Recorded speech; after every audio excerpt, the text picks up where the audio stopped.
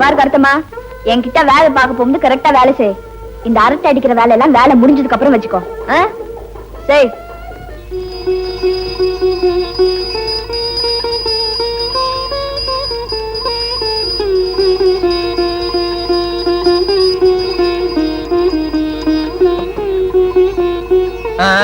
எல்லாம் விழுந்து கும்பிட்டுக்கோங்க. அப்பனே வெங்கடேஸ்வரா, வாழ்க்கையில முதலா நேர்மையான முறையில ஒரு வியாபாரத்தை ஆரம்பிச்சிருக்கிறேன். நல்லபடியா முன்னு கொண்டு வாப்பா. பழைய நிகழ்ச்சிகள் எல்லாம் மனசுல வச்சுட்டு தயவு செஞ்சு பழி வாங்கிறாத. எந்திரிங்க எந்திரிங்க. என்னடா இது? உங்களை எல்லாம் சாமி தானே கும்பிட சொன்னேன். இதெல்லாம் யார் செய்ய சொன்னா? இல்ல மாமா, இனிமே நீங்க தான் சாமி மாதிரின்னு அம்மா சொன்னாங்க. அது சரி.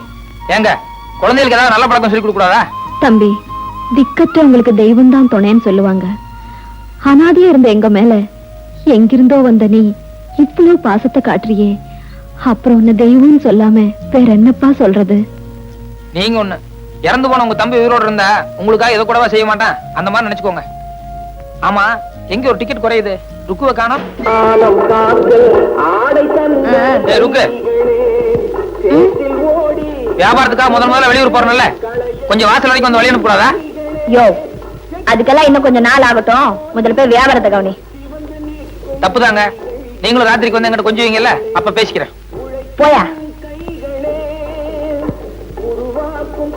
ரெடியா சான? ஆசான மாமா.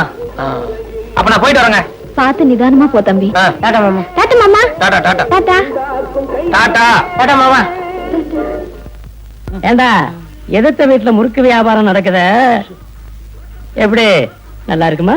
இன்னைக்கெல்லாம் சாப்பிட்டு இருக்கலாம், அவ்வளவு நல்லா இருக்கு. அப்படியா? சுத்துறது யாராரு? சொர்ணா, சொர்ணத்தோட பொண்ணு குப்பாய் பேத்தி ருக்கு. அப்ப ரொம்ப ருச்சியா இருக்கும், அதை சாப்பிட்டே ஆகணும்.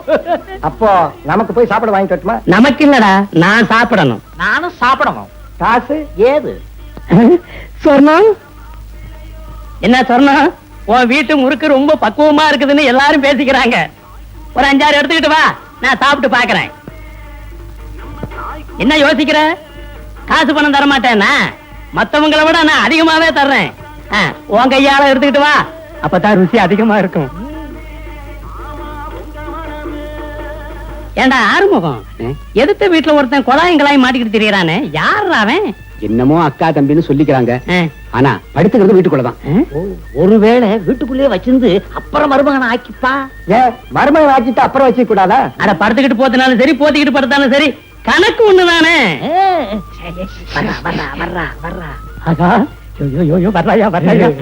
முறுக்கு கொண்டுட்டு வர்றா, ருசியா இருக்கு. தரேன் தரேன் உங்களுக்கு எல்லாம். ஐயரே, சொர்ணமே தான் கையால கொண்டுட்டு வந்துட்டா, என் மேல உள்ள பாப்போம்.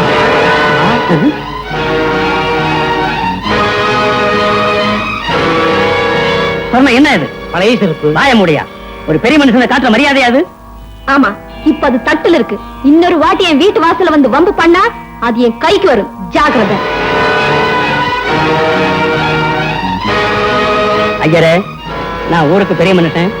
இப்ப நடந்தது நமக்குள்ளேயே இருக்கட்டும், வெளியே தெரிய வேண்டாம்.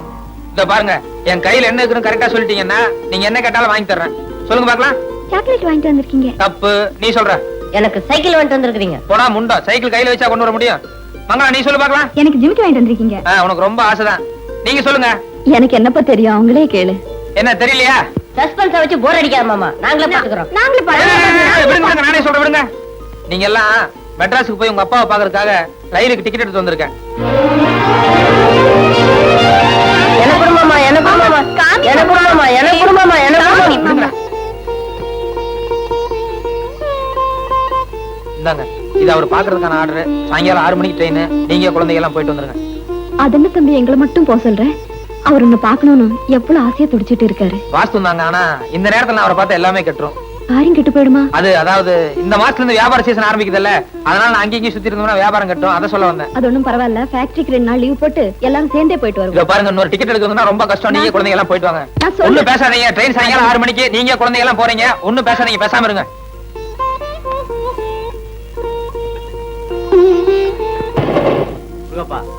உன்னை பார்க்க சம்சாரமும் குழந்தைகளும் வந்திருக்காங்க.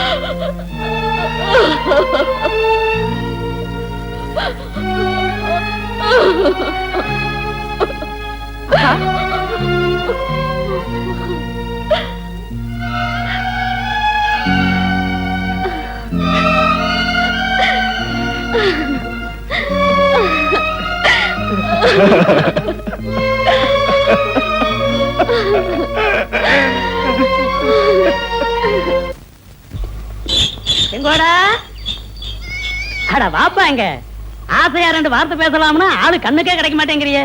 எங்க டவுனுக்கு போயிட்டு வரையா? ஆமாங்க, இன்னைக்கு திருவள்ளூர் சந்தை இல்ல, அதான் மாடு பிடிக்கலாமேன்னு போயிருந்தேன். அப்படியா? தள்ளி உட்கார. வா வா உட்கார் உட்கார் உட்கார். ஆமா, ஏர் ஓட்டுறதுல இருந்து கவலை அடிக்கிற வரைக்கும் நிறைய மாடுகள் இருக்க. அப்புறம் எதுக்கு மாடு? அதெல்லாம் இருக்குதுங்க, நம்ம கறவை மாடு மடி வெட்டி போச்சு, அதான் புதுசா மாடு பிடிக்கலாமேன்னு போயிருந்தேன். நமக்கு ஒண்ணும் ஒத்து வரலீங்க, அதான் வந்துட்டேன். உள்ளூர்லயே சொந்தத்திலே இருக்கு, இதை விட்டுட்டு அசலூர் போயிருக்கீங்க. சுரணத்தோட பொண்ணு தலகாலன்னு வளர்ந்து இருக்கா, நீயோ அவளுக்கு முறமாப்பிள. பொண்டாடி சித்து போன கவலையிலேயே இருந்தா எப்படி? சுரணத்தோட பொண்ணு கல்யாணம் பண்ணிக்க ஏற்பாடு பண்ண வேண்டியதானே? அவ சொல்ல வர்றான். சொரணம் வீட்டு சம்பந்தம் நமக்கு ஒத்து வராதுங்க. என்ன முருகப்பன் கொலைகேஸ்ல மாட்டிக்கிட்டப்ப கூட நான் அதை கண்டுக்கலைங்க. அதுக்கப்புறம் அவங்க ரொம்ப நாளா அரசு மரத்தடையில இருந்தாங்க, அப்ப கூட அவங்களுக்கு நான் எந்த உதவியும் செய்யலைங்க. இப்ப அவங்க வசதியா இருக்காங்க, இப்ப நான் போய் பொண்ணு கேட்டா அது நம்ம மரியாதையை நாமே கெடுத்துக்கிட்ட மாதிரி ஆயிடுங்க. அட நீ ஒண்ணு எல்லா நேரத்திலயும் ஒருத்தர் உதவி பண்ண முடியுமா? ஏதோ அந்த நேரத்துல நீ கஷ்டத்துல இருந்த, இப்ப அவங்களும் நல்லா இருக்காங்க, நீயும் நல்லா இருக்க. தாயோட புள்ள தட்டியோட பானேன்னு ஒன்னா சேர்ந்துக்க வேண்டியதானப்பா. கவுண்டர் எதுக்கு சொல்றாருன்னா, சுரணத்து வீட்டோட டவுன்கார பைய ஒருத்தன் இருக்கான், அவனுக்கும் சுரணத்துக்கு ஏதோ இருக்கிறதா கஷ்டப்பசான்னு ஊருக்குள்ள பேசிக்கிறான். நீ சுரணத்தோட பண்ண கல்யாணம் பண்ணிக்கிட்டேன்னா அந்த வீட்டோட மாப்பிளையா போயிடலாம், அந்த பையனையும் அங்கிருந்து விரட்டிடலாம், சுரணத்து மேல கெட்ட பேரையும் தொடச்சிடலாம். ஆக இந்த கல்யாணத்தினால சுரணத்து மேல இருக்கக்கூடிய பழி நீங்கிடுமேனுதான் கவுண்டர் இவ்வளவு வாக்கு எடுக்கிறார். என்ன கவுண்டரே, நான் சொல்றது எப்படி? ஐயரே, அப்பப்ப பயணிகளை அள்ளி விடுறீரையா. நீங்க 1000 சொல்லுங்க, எனக்கு என்னமோ சொரணம் பொண்ணு கொடுக்குங்கிற நம்பிக்கை இல்ல. நம்பிக்கை நாங்க நம்பிக்கை, நாளைக்கே வெத்தலை பாக்கு எடுத்துட்டு போங்க. பொண்ணு குடுக்கிறாரா இல்லையான்னு பாத்துருவோம். கொடுக்கறாளா இல்லையாவா? ஏண்டா ஊருக்குள்ள பெரிய மனுஷன் நான் எதுக்கு இருக்கிறேன்? இல்லன்னா விட்டுவனா? ஓய் ஐயரே, அவர் என்ன மாட்டேனா சொல்றார்? நாளைக்கு போனதுல முடிவுக்கு வந்துட்டார். நாளைக்கு எப்ப நல்ல நேரமோ அப்ப பார்த்து போகணும்னு நினைக்கிறார். நாளைக்கு 4 இருந்து 6 ஃபர்ஸ்ட் கிளாஸ் அமிர்த யோகம். அப்ப நம்ம எல்லாரும் சேர்ந்து போயிட வேண்டியதான். என்ன சொல்றேன்? சரின்னு சொல்லப்பா.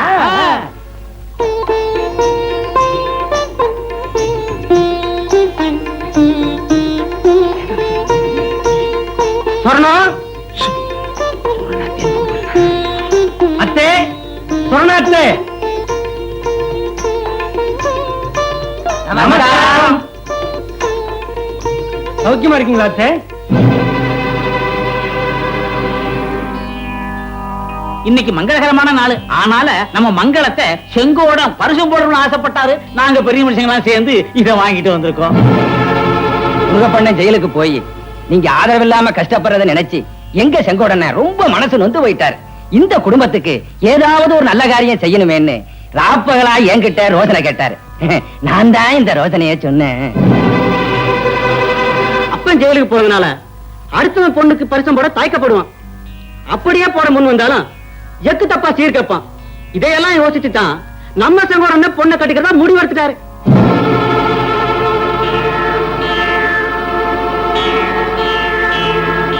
வெத்தலை பாக்கு தட்டு இல்லாம வந்திருந்தா ஒருவேளை சோறாது போட்டிருப்பேன். இப்ப பச்சை தண்ணி கூட கிடையாது. மரியாதை எந்திரிச்சு வெளியே போங்க.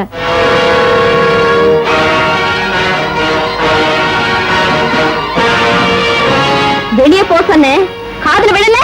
வார்த்தையை அளந்து பேச சொல்லணும். ஏதோ சொந்த பந்தம் விட்டுடக்கூடாதுன்னு வாசல் தேடி வந்தா மரியாதை எல்லாம் பேசுறியே. அன்னைக்கு அரசு மரத்தடியில அனாதையா ஆதரவு இல்லாம கிடந்தப்ப காட்டாத அக்கறை இப்ப என்னையா வந்தது? அன்னைக்கு எங்களை சொந்தக்காரங்கன்னு காட்டிக்க நீ வெக்கப்பட்ட, இன்னைக்கு உன்ன சொந்தக்காரங்கன்னு சொல்லிக்க நாங்க வெக்கப்படுறோம். என் பொண்ணுக்கு எப்படி மாப்பிளை பார்க்கணும்னு எனக்கு தெரியும். முதல்ல நீ இடத்த காலி பண்ணு. ஓஹோ, மரமாப்பிள நான் இருக்கும் போது இன்னொருத்தன் வீட்டுக்குள்ள காலடி எடுத்து வச்சிருவானா? வச்ச என்ன செய்வ?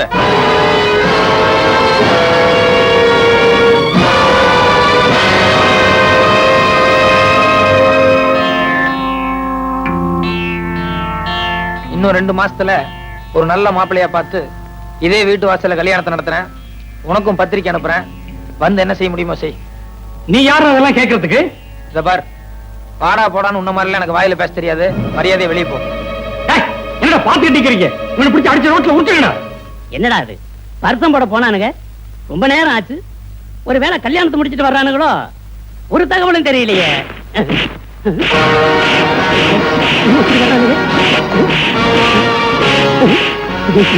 என்னடா அது பர்சம் போட போனானுங்க பார்சல் மாதிரி உண்டுகிட்டு வர்றானுங்களே.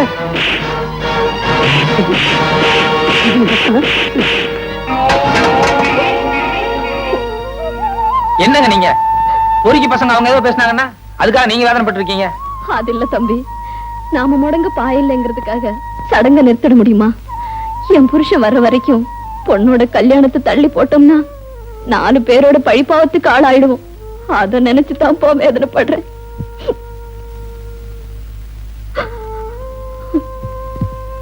நீங்க சரின்னா சொல்லுங்க, நாளைக்கே நான் மாப்பிள்ளை பாக்குறதுக்கு ஏற்பாடு பண்றேன். இருக்கணும் போல ஆசையா இருக்கு. சார், அந்த பையன் யாரோ எவனோ எனக்கு தெரியாது.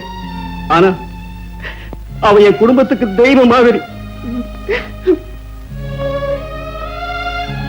சார், அடுத்த மாசமே கல்யாணத்தை வச்சுக்க சொல்லி பதில் எழுத ஒரு தபால் கார்டு கொடுங்க சார்.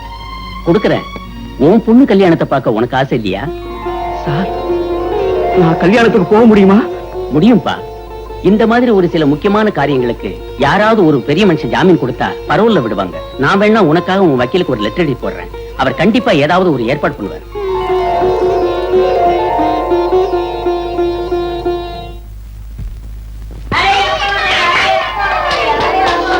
வாங்க தம்பி, அவர்கிட்ட இருந்து தபால் வந்திருக்கு. அவரும் கல்யாணத்துக்கு வர்றதுக்கு வக்கீல் ஏதோ ஏற்பாடு பண்ணிருக்காரா? ரொம்ப சந்தோஷங்க. ஏதோ நீ எங்க குடும்பத்துக்கு வந்ததுக்கு அப்புறம் தான் எங்களுக்கு மறுபடியும் நல்ல காலம் பிறந்திருக்கு. நீ சும்மா இருடா, நானும் இன்னும் முழுசா கேட்கல. வாமா, உள்ள போய் இன்னொரு வாட்டி படிச்சு காமிமா.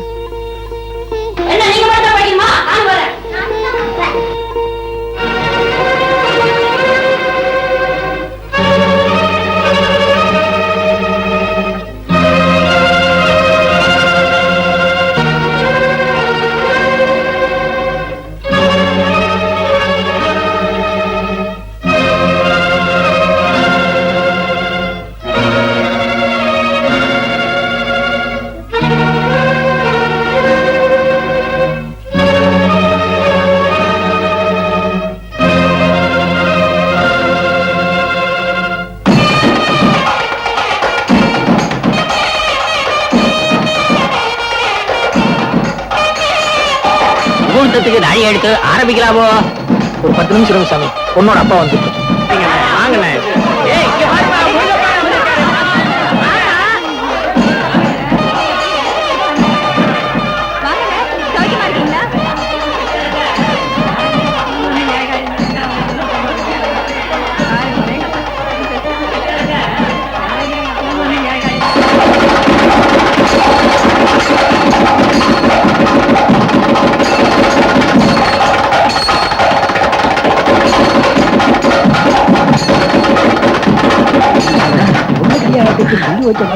இவர்தாங்க நான் சொன்ன மெட்ராஸ் தம்பி.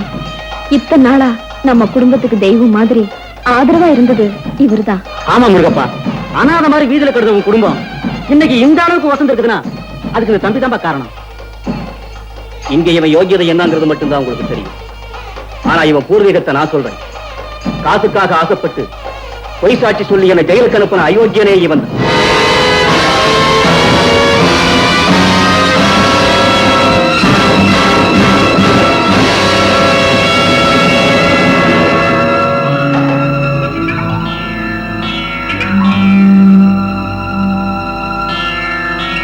பிக் பாக்கெட் அடிக்கிறதுல இருந்து திருடுற வரைக்கும் எல்லா அயோக்கியத்தனமும் இவனுக்கு கை வந்த கலை.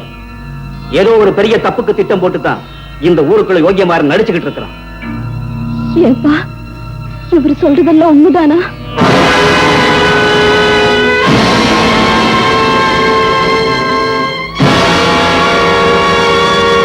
என் புருஷனையே ஜெயிலுக்கு அனுப்பின பாவினி, உன்னை போய் என் தம்பி மாதிரி நினைச்சேன் பாரு.